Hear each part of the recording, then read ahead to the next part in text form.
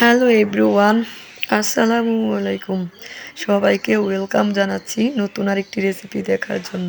So আমার আজকের recipe গলদা চিংড়ি ভুনা। চলুন আর কথা না বাড়িয়ে আপনাদের সাথে রেসিপিটি শেয়ার করি।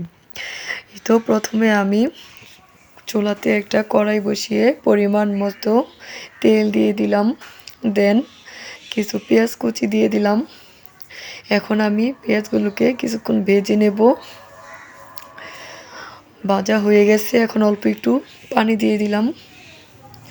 দেন 1 চামচ হলুদের গুঁড়া, 1 চামচ মরিচের গুঁড়া, 1 চা চামচ জিরার গুঁড়া, হাফ চা চামচ ধনিয়ার গুঁড়া, হাফ চা চামচ আদা রসুন বাটা, 1 চামচ লবণ। এখন আমি মশলাটা 5 মিনিট কষিয়ে নেব। মশলাটা কষানো হয়ে গেছে, এখন আমি মাছগুলো দিয়ে দিব।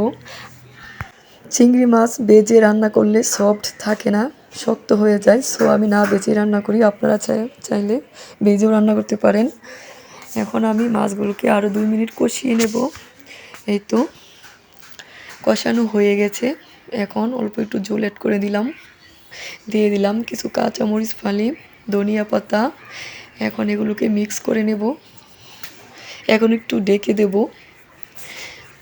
এই তো ডেকেছি, এতে করে ধনিয়া পাতা আর কাঁচা মরিচের স্মেলটা তরকারিতে ছড়াবে। সো আমি রেখেছি, এখন ঢাকনাটা নামিয়ে নিয়েছি।